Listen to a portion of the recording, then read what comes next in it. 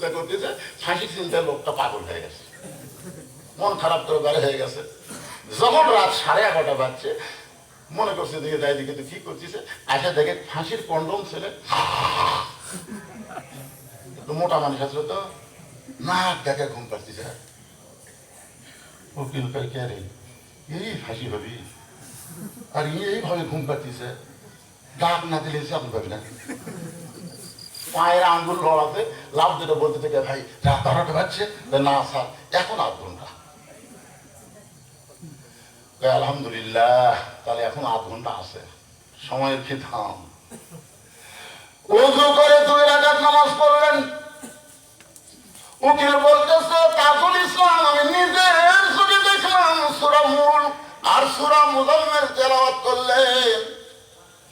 তারপরে কন্ডম ছেলে যে পাঞ্জাবিটা সবচাইতে ভালো, সেই পাঞ্জাবিটা গায়ে দিয়া চিরুনি দিয়া মাথার চুল হাসড়ায় বলে, উকিল আমার কেমন লাগতেছে,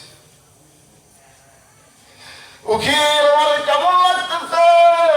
উকিল বলে, স্যার আপনি কি শ্বশুর বাড়ি যাবেন, আপনার ফাঁসি হবে, আর এমন সুন্দর কাপড় পরে চুল আশ্রয় আপনি কেন এরকম করতেছে।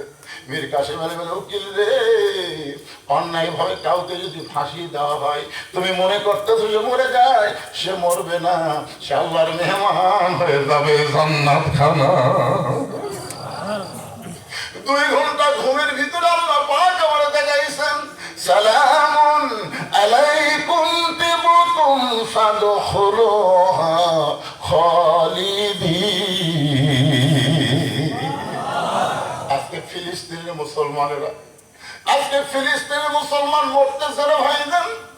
ওরা দুনিয়া থেকে বিদায় নেওয়ার সঙ্গে সঙ্গে ওদের দেহ পড়ে থাকবে দুনিয়ায়, ওদের রূহু যাবে ইল্লিন নামক জান্নাতের বাগানে। ছেলে হওয়ার পরে বাবা সে বলতে, হুজুর আপনি একটা আলেম মানুষ, একটা ভালো নাম বলেন। আমি বললাম, ভালো, এই মুহূর্তে আমার একটা নাম মনে পড়তেছে, আবু সাইদ। হুজুর আমার খেয়াল নাই হুজুর, আসলেই তো তাই। আবু সাইদ জীবন না দিলে তো হাসিনার পতন হতো না, ওই জীবনের মাধ্যমেই তো মানুষ জীবন দেওয়া শুরু করলো। ধরে কোন কথা ঠিক কিনা? সর্বপ্রথম এই ফ্যাসিস্ট তাড়ানোর জন্য জীবন দিতে কে? তাও কিভাবে দিতে? নবীর একটা হাদিস আছে বুখারী শরীফে, যে মা আহাদান ইয়াদখুলুল জান্নাতা ইহুব্বু ইয়ারজি ইলা দুনিয়া ওয়ালাহু মা'আল আরদি মিন শাইইন ইল্লা শাহিদুন ইয়াতামান্না আন ইয়ারজি ইলা দুনিয়া ফায়ুক্তাল আশারা মাররাতান লিমা ইয়ারা মিনাল কারামাতি।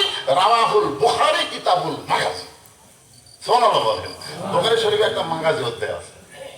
আবু সাইদের আপনারা ভিডিও দেখছেন, এ ভাই আপনার কি বিরক্ত হচ্ছেন? আমি কিন্তু এশার নামাজের আগে যাচ্ছি, আমার পথে 10টায় তুলে দেবো, তুলতে তুলতে দেরি করছে, তো কি করবেন?